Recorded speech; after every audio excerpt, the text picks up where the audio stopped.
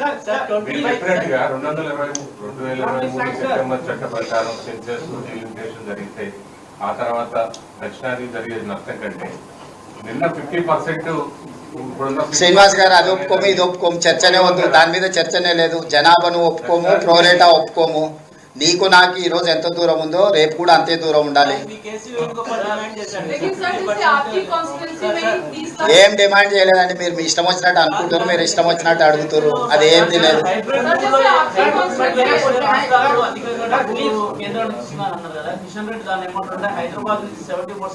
ఇప్పుడు కిషన్ రెడ్డి ఏంటి అంటే, కిషన్ రెడ్డి అయినా డాక్టర్ లక్ష్మణ్ అయినా మోడీ గారిని సంతోష పెడితే పదవి వస్తుంది అనుకుంటారు, ప్రజలు లేకపోయినా పర్వాలేదు అనుకుంటారు. పోనీ కిషన్ రెడ్డి గారు ఏం చెప్తారు? దక్షిణ భారతదేశానికి తెలంగాణకు నష్టం జరగకుంటే కిషన్ రెడ్డిని చెప్పమనుర్రి.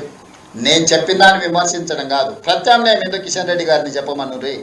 మోడీ గారి భజన చేస్తే పదవి వస్తుంది సరే, కానీ ఆడ నువ్వు గెలవాలి కదా. నీ నెంబర్ అవసరం ఉంటేనే కదా మోడీ గారు నీకు ఇచ్చేది, లేకపోతే నీకు బంట్రోతు ఉద్యోగం కూడా ఇయ్యాడు కదా. అది కిషన్ రెడ్డి గారు గుర్తించాలి కదా, అది కదా నేను చెప్పేది.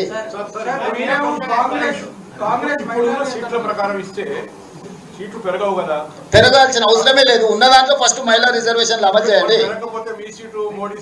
పోనీ ఏమైతుంది, తప్పేముంది? అవసరమైనప్పుడు కొన్ని సాక్రిఫైస్ చేయాలి కదా.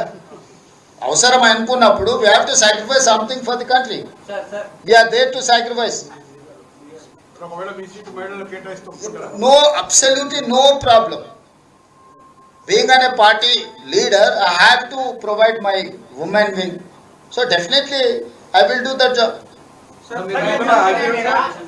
अगर ये बिल पास हो जाते तो साउथ इंडिया को कितना पॉलिटिकली और इकोनॉमिकली लॉस होता, डैमेज होता। अभी तो बिल हार चुका है, अभी उसके बारे में अभी चर्चा करने से कोई फायदा नहीं। 25 years freezing clause next year तो అయిపోతుంది, నెక్స్ట్ సెన్సస్ అప్పటి నుంచి ఆటోమేటిక్ గా జనాభా ప్రాతిపదికన సీట్లు పెంచారు. అప్పుడు మనం నష్టపోతాం అనే వాదన ఎవరు తెస్తుండ్రు? అప్పటి వరకు ప్రభుత్వాన్ని ఉంచాం కదా, ఊడగొట్టాం కదా. నార్త్ వాళ్ళు ఒప్పుకొని ఎవరు ఒప్పుకొని, ఇప్పుడు నిన్న నార్త్ వాళ్ళు మనకు మద్దతు చేయలేదా? వెస్ట్ బెంగాల్ ఉత్తరప్రదేశ్ ఎక్కడుంది? అఖిలేష్ యాదవ్ ఏం చెప్పాడు?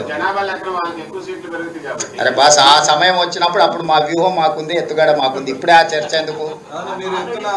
ఇప్పుడు క్యాన్సర్ రాకముందే మన ఆత్మహత్య చేసుకుంటే ఎట్లా? క్యాన్సర్ వచ్చినాక ట్రీట్మెంట్ చేసుకోవడానికి ఎన్నో మెడిసిన్స్ ఉన్నాయి, సమస్య వచ్చినప్పుడు దాన్ని చేసుకుందాం. అన్నిటి మీద ఆ రోజు చర్చ చేద్దాం. విజయభాస్కర్ గారు, ఈ రోజు మనం ముందున్నది మహిళా రిజర్వేషన్. మహిళా రిజర్వేషన్లను అమలు చేయడానికి ఏం చేయాలో అది ఒక్కదాని మీదనే చర్చించుకుందాం. మిగతా అన్ని సమస్య వచ్చినప్పుడు పరిష్కారం ఆటోమేటిక్గా చెప్తాం. ఇప్పుడు మోడీ గారు ఏమన్నారు? తలుపులు బంద్ చేసి రాష్ట్రాన్ని విడదీసిండ్రు, తల్లిని చంపేసి బిడ్డను బతికించిండ్రని మోడీ గారు చెప్పిర్రు.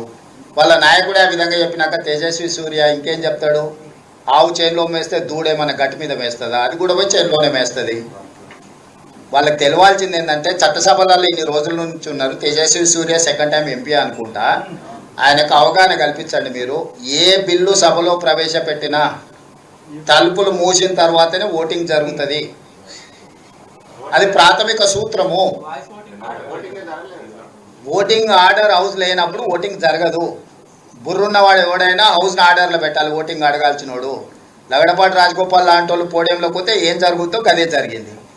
సో అట్లాంటి వాళ్ళు పేపర్ స్ప్రేలు తీసుకొచ్చి కొట్టిన తర్వాత ఓటింగ్ ఎందుకు జరుగుతాయి? ఇలాంటి అరాచకం ఎప్పుడైనా చూసిండ్రా?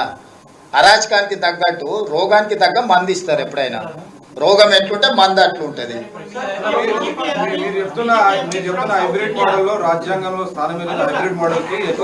ప్రోరేటకు ఉందా? 50% ప్రోరేటకు రాజ్యాంగంలో ఉందా? మోడీ ఒక మోడల్ చెప్పిండా, మేము ఇంకొక మోడల్ చెప్తున్నాము. చర్చ చేయి నువ్వు. ఇప్పుడు మోడీ మోడల్కి రాజ్యాంగంలో ఏమైనా ప్రొవిజన్ ఉందా? లేదు కదా. 1971 జనాభా ఆధారంగానే చేసిన దాని ప్రకారం ఎందుకు? నేను చెప్పేది అదే. 50% చేయాలని లేదు కదా, 5% చేయి.